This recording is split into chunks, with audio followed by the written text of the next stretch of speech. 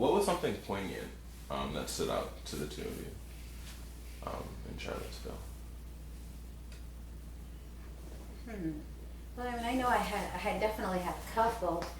I think after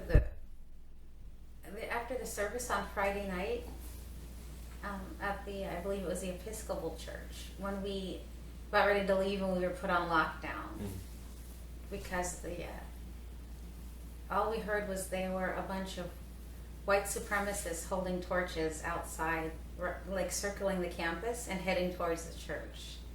And I didn't realize how spoiled I was in life. You hear about Nazis, and you hear about KKK, and you hear about people heading over, but you don't really realize the proximity and the vulnerability, and being under siege, like whether it's in a bomb shelter or having to hide out from a fire or having to hide out from something. The closest I had ever been was maybe a hurricane warning, and then just seeing that there were people there on purpose and not really knowing what their intentions were, but knowing that it was legal for them to be there. And so I really did not know what to expect, and I know that there was a very mixed population in that building, and my friend, Reverend Stephen Martin from the National Council of Churches, he's like, "Hey, Sahar, I'm your bestie, you gotta hop in my car and drive me, and I gotta drive you to where your car is parked." So we went. I took off my hijab, and he dropped me off where my car was parked. And he watched me get into the car, and I thanked him, of course. And then it was time for me to leave the parking garage or the parking spot.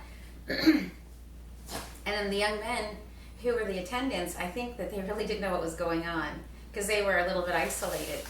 And then I pulled out my credit card, and he said, I pulled out my credit card, and the young man said, "We don't take credit cards. We only accept cash or check." And I said, I said, "I don't have cash." And then I said, and I looked through my wallet again, and then he says, "There's an ATM 2 blocks away."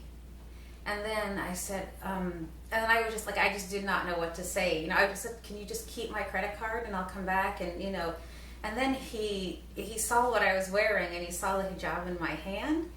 And then he said, "You know what? Why don't you just go?" And he said, he goes, "You have the best excuse out of anyone." And I said, no. He goes, "You know what? If you ever come back, if you ever do, just give us a little extra donation to the can, And then on Sunday, I think you were with me when we had breakfast, yeah. And so then I went back to that parking lot, and I gave the young man that was there 20, and he was like, "What's this for?" And I said, I just told him the whole story, and then he just kind of smiled, and he goes, "I hope you keep that scarf on." And I said, "Yeah, I'll put it back on." And they were so gracious, the town of Charlottesville, so gracious, And then another one for me was when we were in the park, there were a lot of right-wing organizers that were there to organize, that were there to do work, and they were definitely hijacked by, as a Muslim, there are a couple words that I use as synonyms because they're ingrained,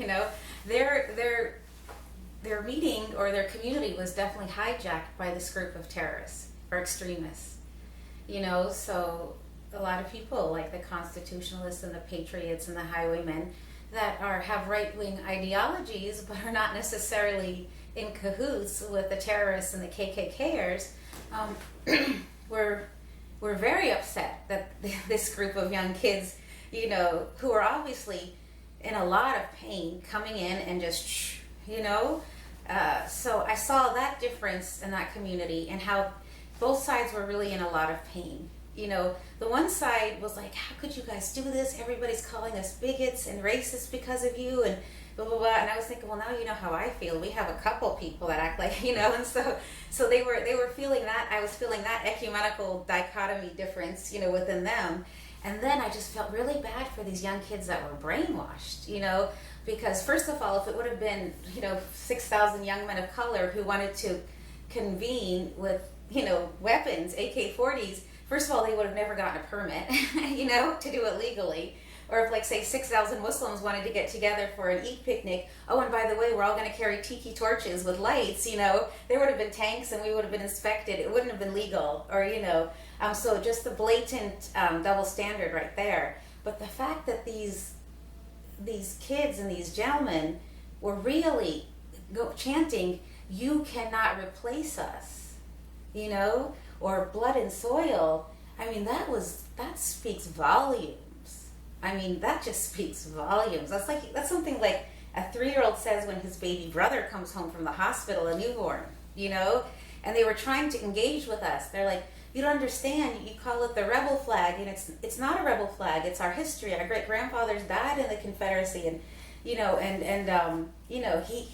felt that he was betrayed by the Union, and Robert E. Lee graduated from West Point, and he thought he was doing the right thing. He felt he was fleeing an oppressive regime, and he did it for the Union, and he did it for your right for religion, and he did it for this."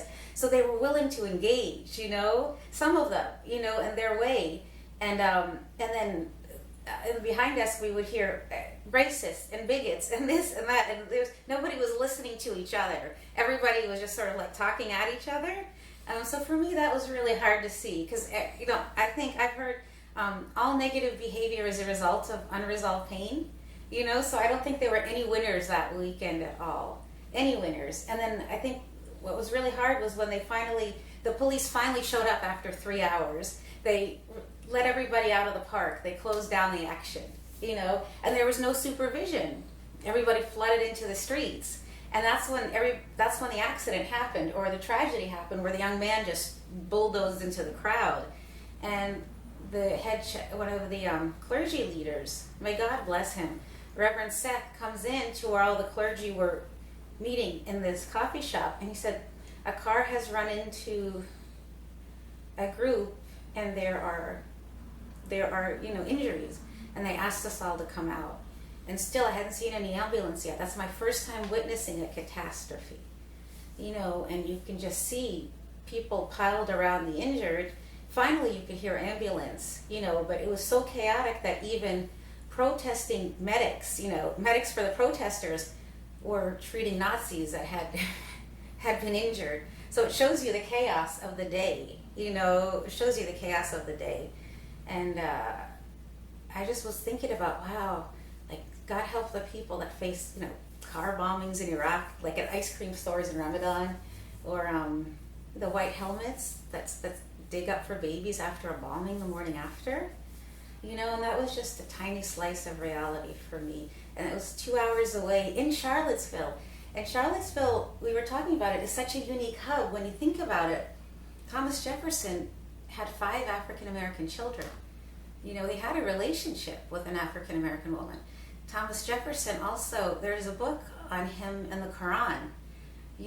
He actually was the first president to hold an iftar, a Ramadan iftar, in the White House for the Tunisian ambassador. And Congressman Keith Ellison swore on the Quran when he took office, the first ever Muslim American congressman. So it's actually kind of neat that this happened right on his campus, like so much synergy. So there are a lot of interesting moments for me. How about you, Max? What did you notice? My note of poignancy is kind of an arc.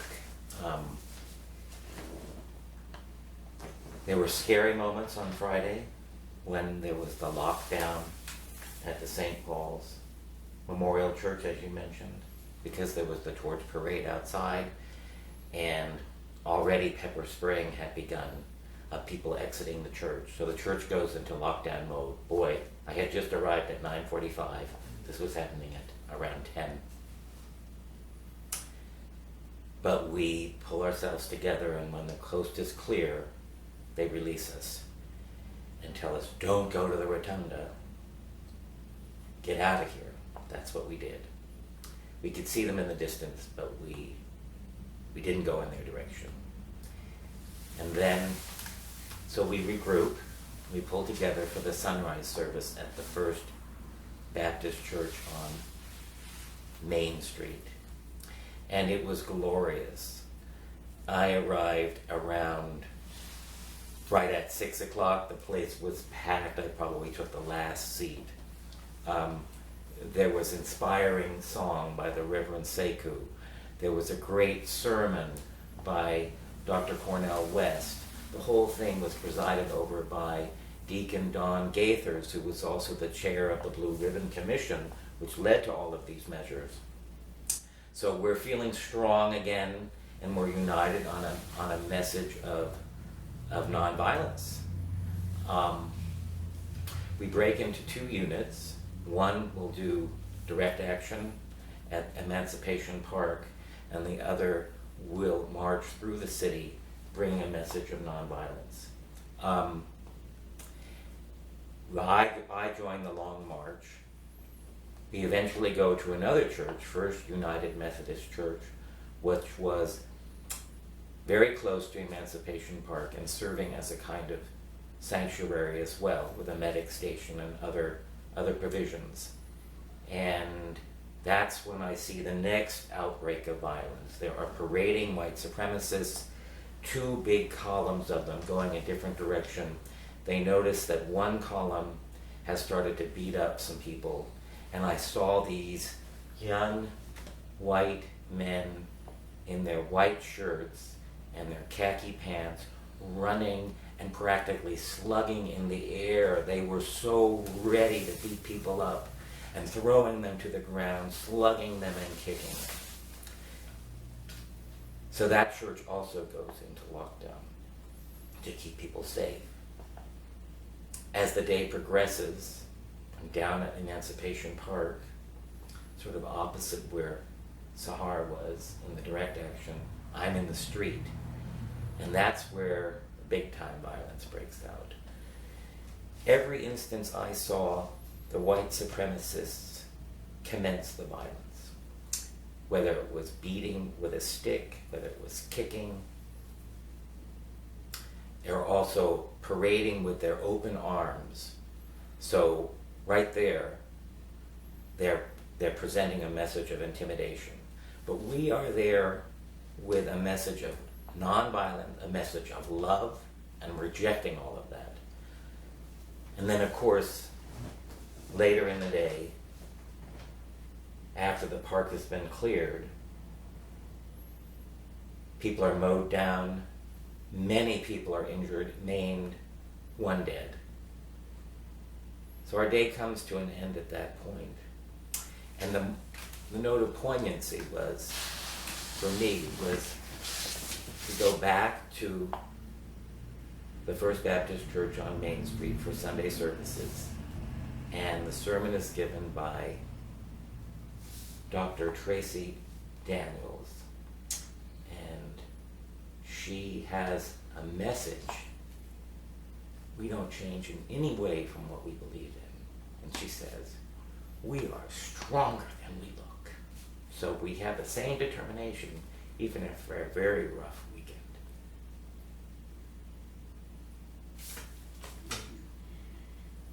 Amen. And one thing I did leave with, and I did come away with, is that the police, I believe, really exposed to a whole other community their militarized tactics. I think because a lot of the young men that came who were angry from the white supremacist sect, were very, very, like as I said, they were very hurt, they were very angry, and they were obviously lashing out at something. There were signs that said vanilla ISIS, and when you correlate the issue, a lot of who gravitates to a community like that, whether it be the KKK or Nazism or ISIS, it's people that are searching for an identity. It's people who may feel let down by their community or by their government. They may be unemployed. They may be searching for a way to get an education. They may be looking to belong. They're often recruited online. They're often given a stipend. I'm not a trained sociologist, but there were a lot of correlations. you know, and the police were not around for the first couple hours. I mean, we could not get arrested if we tried. You know, we could not. You know, you had clergy blocking the entrance. Hello, over here. I mean, there were no police to arrest anybody. You know, but when the police finally had to step in and the National Guard had to come in, they did have to use their militarized tactics on a lot of the neo-Nazis, including one of the organizers of the event. And I felt a lot of people feeling betrayed from the right-wingers. We've been saying Blue Lives Matter, you know, how could you be doing this to us? I mean, I had never seen white supremacists being beaten by clubs by the police before. You know, even one of the organizers was, you know, put down on the concrete, you know, and even David Duke, the head of the KKK, came out and told Trump, don't forget who put you in office. You know, so I think the vulnerability, you know, was exposed, you know, and I saw a lot of similarities between the marginalized populations I had seen in Standing Rock and in Ferguson and in other parts of the world, actually, with the communities that were lashing out, you know, and it shows a bigger problem within our nation and a bigger problem that we may be facing with regards to vulnerable youth and how they might be acting out with problems within our own society. And I do see a pattern, you know, and our country as a nation, if we don't address the root causes, which sadly I think come from our leadership, you know, because if our leadership betrays those that put him in office, we have a lot of armed and angry young men. And that's probably what scares me the most, especially as a nonviolent activist from a faith-based perspective, you know. So may God guide us all. Can I ask a question? Yeah. So from a First Amendment perspective, where it's constitutional to speak hatefully, constitutionally permissible to speak hatefully, I'm wondering how that perspective, in terms of approaching those people who were the progenitors of the violence, those white supremacists who really felt it was their right to do that, and from a constitutional perspective it was. And I'm wondering how each of you feel about in terms of the engagement part of that. Like, what is the conversational response? There are a lot of different ways to shout at one another and to project one's own truth as the truth, try to squash other truth. But I'm wondering what possibilities you witnessed for another kind of conversation, based on the fact that they had the right to do what they did from a particular perspective. I'm interested in your reactions from that in terms of what happens going forward. Well, I think if I had to do it again, I think I would have probably, I'm not a trained pastor or a pastoral caregiver, but I would have left an opportunity open for a listening circle and a talking circle, because there were people on both sides that wanted to engage. And to me, that's a very holy thing, more than shutting down a conversation. To me, that's very un-Islamic, because they were acting in accordance with the law. They had a permit, if I was going to shut down their conversation or block them, I would have been breaking the law. Hence, I would have gotten arrested, So I think as a faith-based organizing team, I probably would have tried my best to engage in dialogue. I'm not quite sure with the leaders, because I think the leaders might have their own agenda, but I probably would have engaged or provided a circle with people who wanted to engage, who were passionate enough to show up there and engage. I think there were sides on both parties that were willing, because I did hear one community say, I might not agree with anything that the Black Lives Matter organization does, but I will defend their right to say whatever they want, you know? And somebody in that organization happened to be a young African American man who was very, very strong on the constitutional principles. And then I was kind of saying, well, y'all have a lot more in common than you think, you know? And so I think I probably would have added that layer into it rather than singing, you know, although we did what we did because we appeased the situation and we calmed it down, you know, but in addition to, I think I would have provided that and probably more layers of that at a higher level, but also on a grassroots level. Because only then could we foster dialogue and discover through commonalities and work for change, especially if this administration does not keep its promises to the vulnerable that he did promise to. Because then they will definitely find things in common to work and to fight for. And only through collaboration can they mobilize for advocacy work. I have a personal kind of idea I'm playing with. Yes, we have rights of free speech protected by the Constitution, and yes, you can get a permit to use a public park, and they got one. It was initially denied by City of Charlottesville, and they were asked to move to another bigger park that could accommodate more people.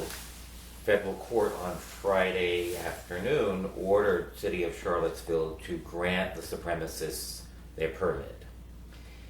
But here's where I would add to it.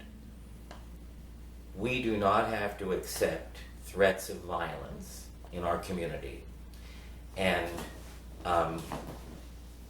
those people were so highly armed, at times they looked like a marching army unit.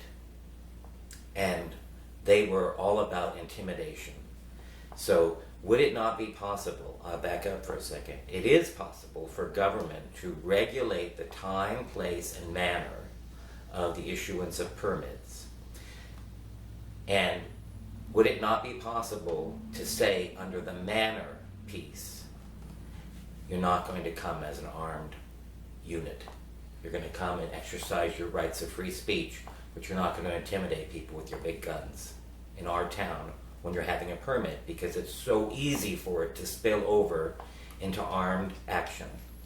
And let's see if we can go somewhere with manner regulation and still preserve our rights of free speech.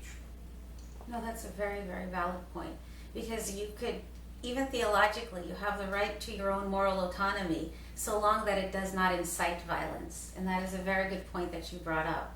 You know, say whatever you want, think whatever you want, do whatever you want. But if it incites violence, if it incites any form of aggression, then it is no longer holy.